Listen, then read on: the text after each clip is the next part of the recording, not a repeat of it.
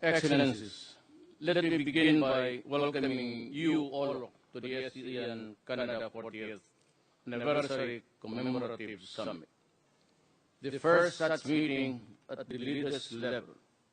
We are pleased that Prime Minister Justin Trudeau joins us in marking a special milestone in Asean-Canada dialogue relations during the 50th anniversary of Asean and Canada's 150th anniversary of Confederation.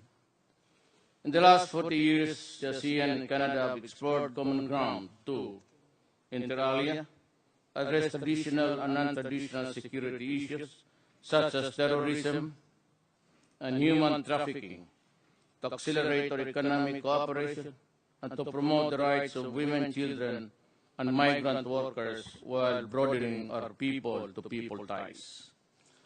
We only need to look at the ASEAN Community Vision 2025 and its blueprints to see the alignment of ASEAN's core interests with those of Canada's. The people-centered, people-oriented agenda that leaves no one behind guides ASEAN-Canada engagements, including this summit. Today, our vision for our respective countries, our region, and the world finds expression in the broad directions that we, as leaders, set for the future of ASEAN-Canada relations. Without further ado, I therefore invite the Prime Minister of Canada, Minister Trudeau, to deliver his opening remarks. You have the floor, sir. Esteemed co-chair, leaders of ASEAN, I'd like to start by thanking our Filipino host, President Duterte, for his invitation. The friendship between the Philippines and Canada, particularly through people-to-people ties, runs deep, but it is also a good example of the many friendships and connections we have with people around the table and countries around the table.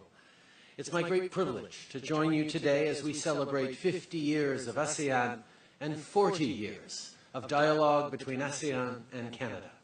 This is the first time a Canadian Prime Minister has been given the opportunity to meet with you as a group, and I hope this marks the beginning of a closer, stronger partnership between us. The opportunities I've had over the past few days to connect with all of you has been wonderful and bodes extremely well for the future of relations between our countries. As a Pacific nation, Canada has long understood the importance of a close relationship with Southeast Asia.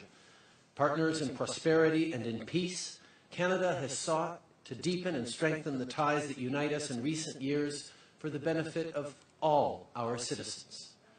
We took an important step in that direction when we established a diplomatic presence in all 10 member states and appointed a permanent ambassador to ASEAN. We were also very proud to announce the first Canada-ASEAN Scholarship Program last August, an initiative that will provide more opportunities to students from your countries to study in Canada as early as next September. Our efforts to actively engage with the region demonstrate our commitment to a shared future, a future where families are thriving, businesses are innovating, and economies are growing.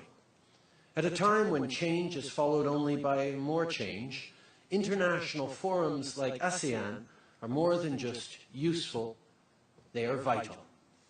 For the past 50 years, ASEAN has been instrumental to the liberalization of trade and the establishment of fair, rules-based international systems.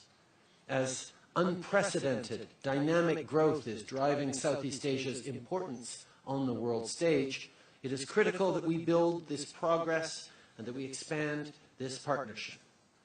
Canada is not only willing, but ready to be a key partner for the next 50 years. We are ready to contribute to ASEAN's success in an increasingly globalized world by joining the East Asia Summit and the ASEAN Defense Minister Meeting Plus at the earliest opportunity. This would allow Canada to become a full and dynamic partner of ASEAN, a partner that can truly contribute to the organization and its mission. Let me highlight some of the reasons why. Our stance on free trade puts us in an ideal position to work with you to encourage growth that benefits everyone, and that is sustainable. Done right, we believe that trade can create good, well-paying jobs for the middle class and those working hard to join it. They can help parents put food on the table and give their kids more opportunities to get ahead while still opening new markets for business. Ultimately, Canada believes that the benefits of growth must be felt by everyone, not just the wealthiest citizens. And since the beginning of my mandate, my government has been proud to have signed trade agreements that are not only good for business, but that are in line with our values. Agreements that contain provisions on things like labor protection, environmental stewardship, and gender equality. Canada believes that a strengthened partnership will help us chart a path towards an economic future that is more prosperous, more equal, and more stable for generations to come, which is why we are so pleased that we have together begun discussions on Canada-ASEAN free trade agreement. And while trade is a natural area of mutual interest, it's only one way in which ASEAN members and Canada can benefit from a closer relationship. As leaders, we want similar things.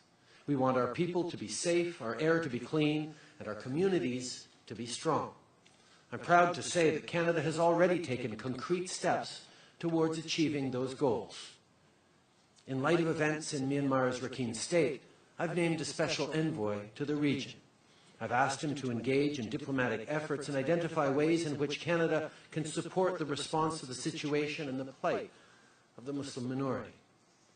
Canada will continue to support ASEAN's humanitarian and political efforts to find a sustainable and just solution to the ongoing crisis, and we will also continue to work with the governments of Myanmar and Bangladesh to allow for the safe return of displaced peoples.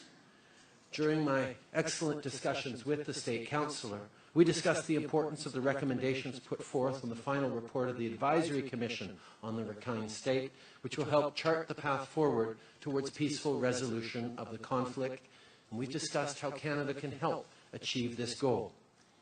You see, in times of crisis, Canadians are prepared to lend a helping hand to their neighbours and their friends. It's not only what we do, it's who we are. As tensions in North Korea continue to escalate, Canada stands united with the Asian continent and the world in our demand that North Korea abandons its nuclear weapons and ballistic missile programs. North Korea must immediately cease all activities that go against its international obligations and the United Nations Security Council resolutions. As a member of a wide range of multilateral organizations, we are uniquely positioned to amplify that message before international audiences and our partners. In a few days, I look forward to welcoming representatives from many of your countries alongside other UN partners to discuss how we can further contribute to United Nations peacekeeping missions around the world. And on that note, Canada hopes to exert its influence on the world stage to defend issues of mutual interest to ASEAN members and partners. The issues that matter to you matter to us.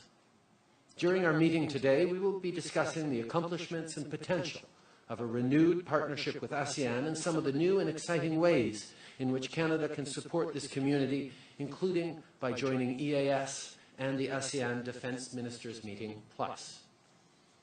Now, if you'll indulge me, I'm going to briefly repeat some of this in French for the folks back home. Étant membre de plusieurs organisations multilatérales, le Canada est particulièrement bien placé pour porter ce message devant les auditoires internationaux et nos partenaires.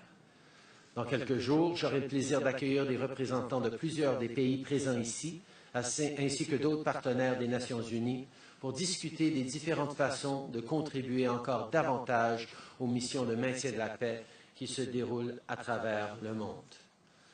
Pendant notre rencontre aujourd'hui, nous allons discuter des réalisations de l'ANAS, des possibilités qu'offre le renouvellement de notre partenariat et des nouveaux moyens prometteurs que le Canada a trouvés pour soutenir cette communauté, notamment sa participation au sommet de l'Asie de l'Est et à la réunion élargie des ministres de la Défense de l'ANAS. I hope you will join me today in a frank and open discussion about the role that both Canada and ASEAN play in the global economy. I look forward to sharing my thoughts and ideas with you, and I encourage you to do the same. I want to know where you think Canada can make a positive contribution to your organization and through you to the world. Once again, thank you very much for including me today, and I look forward to an excellent meeting. Thank you, Prime Minister, for your gracious words. It is said that there is always a time for everything under the sun.